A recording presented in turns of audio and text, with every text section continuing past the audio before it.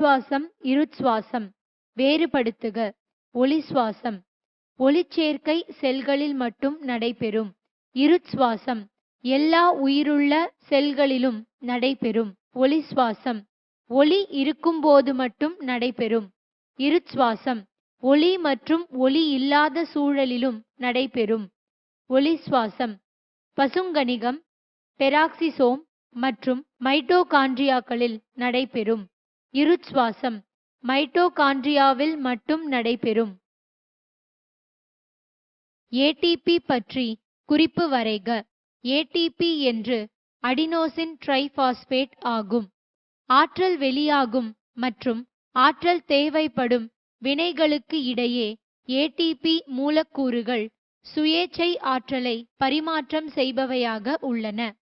எனவே ஏடிபி ஆனது செல்லின் ஆற்றல் நாணயம் என்று அழைக்கப்படுகிறது. ஏடிபி அடினைன், ரைபோஸ், சர்க்கரை மற்றும் 3 பாஸ்பேட் மூலக்கூறுகளால் ஆனது. எலக்ட்ரான் கடத்து சங்கிலியில் உள்ள கடத்திகள் யாவை? NAD+, FAD+, COQ. சைட்டோக்ரோம்கள் சைட்டோ சி, சைட்டோ ஏ, சைட்டோ A3 மற்றும் சைட்டோ பி. சுவாச ஈவு என்றால் என்ன? உதாரணம் தருக.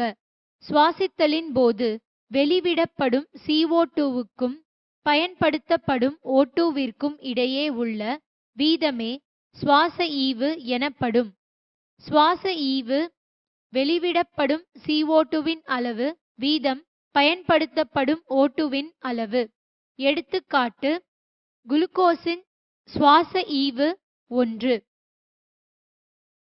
காற்றில்லா சுவாசத்தின் சுவாச ஈவு முடிவற்றதாக உள்ளது. ஏன்? காற்றில்லா சுவாசத்தில் CO2 வெளியிடப்படுகிறது, ஆனால் O2 பயன்படுத்தப்படுவதில்லை. எனவே சுவாச ஈவு முடிவற்றது.